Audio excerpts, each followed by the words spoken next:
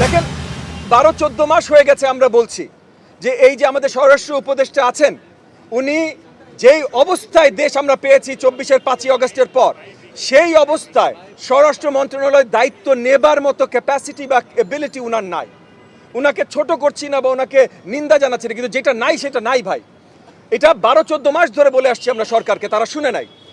আজকে হাদির উপরে যে আক্রমণটা হয়েছে এর থেকে মর্মান্তিক খুব কম জিনিস হতে পারে, কিন্তু গত 12-14 মাসে এর মর্মান্তিক আরও কিছু হয় নাই তা তো না, এটা নতুন না তো।